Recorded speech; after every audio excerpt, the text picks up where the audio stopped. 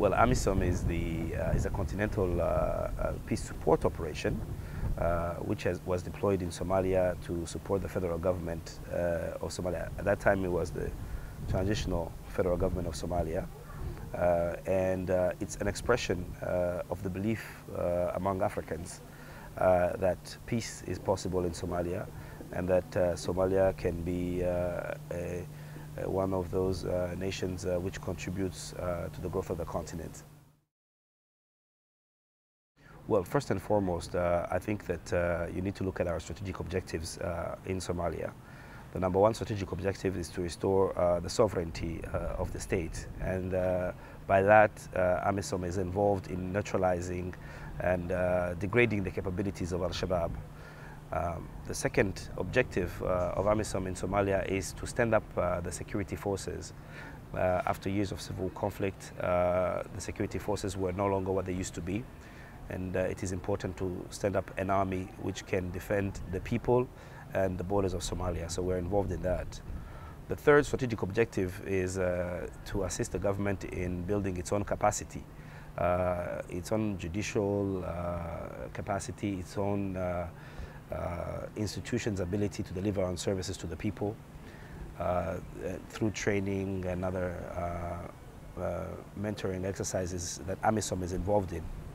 And then finally, one of our other strategic objectives is to facilitate the holding of elections in 2016.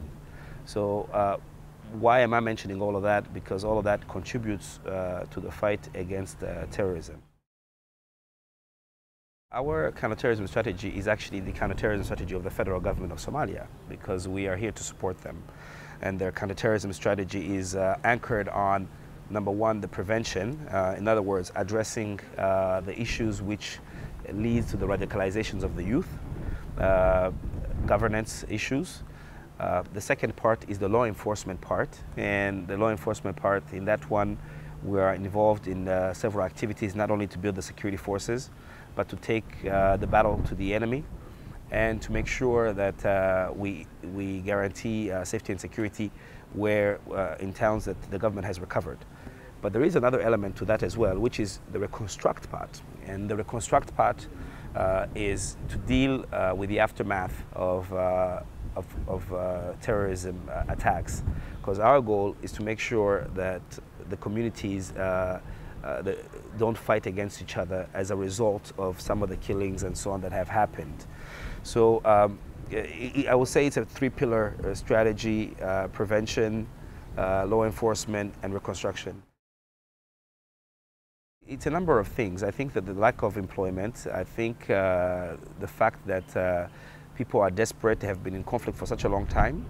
I think the fact that these extremists give them a sense of belonging. And as you know, Somalia has been at war for 22, 23 years. And I think that they offer an alternative to something that they didn't have. And we want to make sure that the government is able to respond to the aspirations of the people, so that people see the government as the alternative rather than any other faction or groupings or extremist groups. Let's look at where we were and look at where we are today. I know that patience is a virtue short in supply when people are involved in civil conflict. But I think that you have to really look at where Somalia was and the progress which has been made. I have no doubt that the government and the people of Somalia are committed to deliver and to have a peaceful Somalia. But sometimes it's not that easy, and it's a long process. And we want to make sure that we are there to accompany them in this process as we go along. Well, it's true. It's true that what they're doing now is that they are reaching out to people who have similar ideologies, to affiliates, sympathizers, and trying to destabilize the region. But for me, I don't see it as a sign of them gaining strength. I think it's easy to destroy, but more difficult to build. But I see them as an expression of frustration and an expression of weakness. So we we anticipated that it will be this way because they must show that they're still relevant despite the setbacks that they've been suffering. But it's a very complex battle that we are involved in because this is, after all, asymmetric warfare.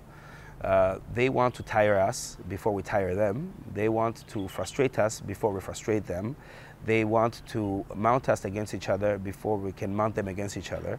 They want to make sure that our governments, there is a loss of trust between our governments and the people in the region. But they will fail. They will fail because their language is that of violence, and violence has no place in this day and age.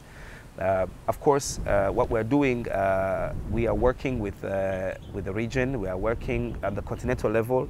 There is the AU counterterrorism strategy. There is different protocols which were signed, and we are doing what is humanly possible to be able to counter this extremism.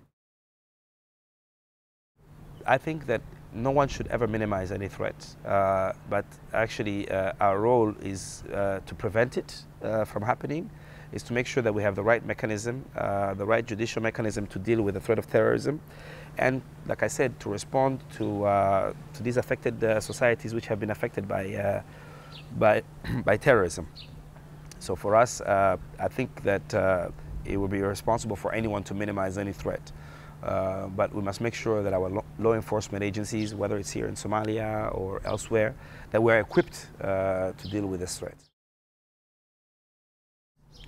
Well, first, I would like to say something about defections, the defection. First of all, I think that, number one, it shows that the counterterrorism strategy or policy of the government is serious. It shows that it's not only the stick, but it's also the carrot. That's number one. Number two, I think it shows that the conflict with Al-Shabaab or any other group can be settled through political means, not necessarily through violence or through armed struggle. Number three, it shows that in the end they are losing out and the government is winning.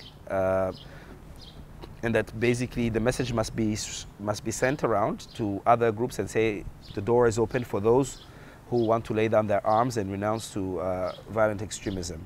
So that is what it is saying, and I think that we should encourage the government and everybody else to work. At least we will work with the government to work in that direction.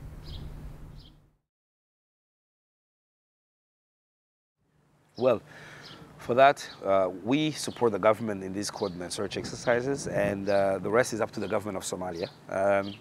For us, like I said, our role is to support, but I just think that in addition, in order to complement that, I think it is imperative that we assist the government, us as international partners, to build their judicial capacity so that the individuals who are detained are tried and so on and so forth.